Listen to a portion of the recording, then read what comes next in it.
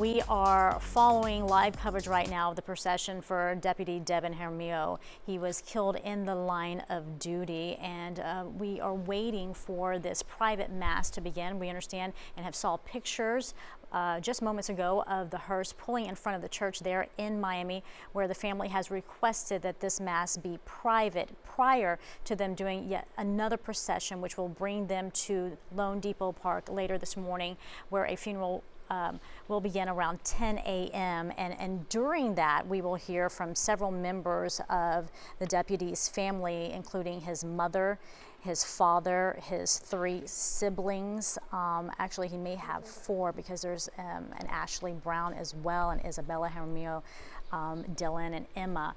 And then after that, we will hear from the sheriff of Miami-Dade speaking, and then the chief of the Coral Gables Police Department.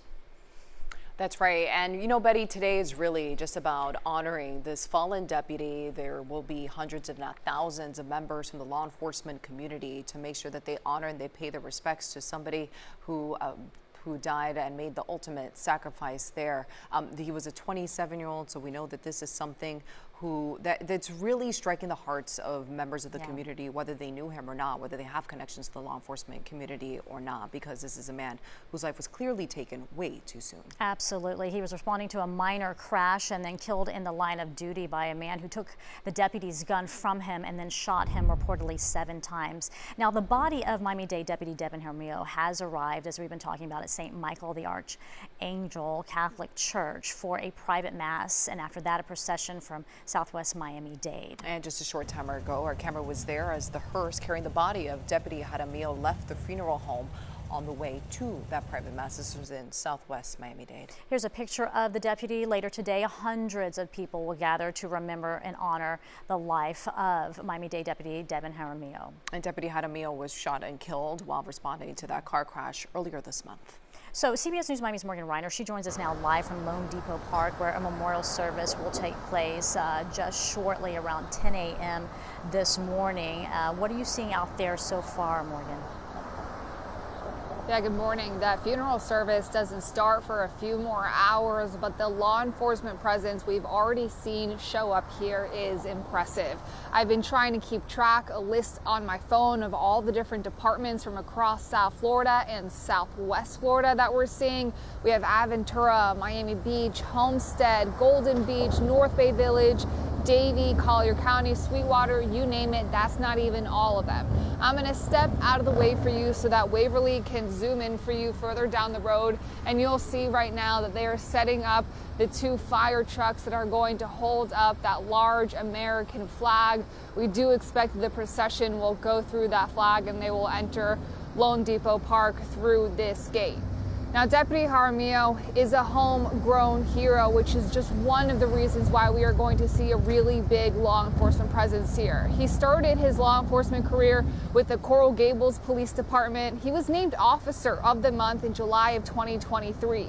He then transferred over to the Miami-Dade Sheriff's Office. Jaramillo was shot and killed while responding to a traffic crash near Kendall earlier this month.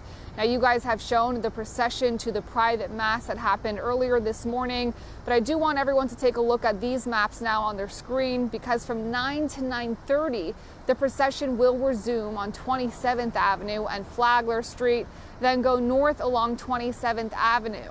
The procession will turn onto Northwest 7th Street to 17th Avenue, where we are here at Lone Depot Park. Now, after the funeral services, the procession will make its way west on 836, then south on the Turnpike to make its way back to the funeral home. Deputy Jaramillo's former police chief and sheriff remember him as a dedicated member of this community. This was not a paycheck. He took the time to see the person that he was dealing with, whether it be a subject, a traffic offender, a victim of a crime. And it's a learned trait, but this kid had it. He was an athlete, a football player, and he was smart, strong, handsome, and young. And he could have done anything with his professional career, but he chose public service.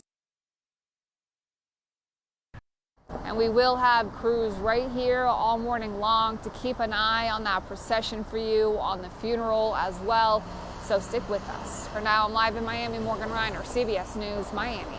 All right, Morgan, thank you. And we want to stay on top of this story right now, bringing you more live pictures from Chopper 4 as we expect that private mass to start at any moment. This is happening at St. Michael there in the city of Miami, more specifically in the Little Havana area. It is our understanding that his casket is still inside of that hearse. You see all those members of the Miami-Dade Sheriff's Office there standing at attention at any moment now. We expect his body and that casket to be moved into that church. And you can see that there are members and loved ones who are arriving for that private mass. Again, just a quick reminder here, following this private mass, there will be another procession. We, of course, will carry that live, and we will also carry the service that will be happening at Lone Depot Park. You can find that on the CBS Miami stream, cbsmiami.com, the CBS News app, Pluto TV, and Roku as well.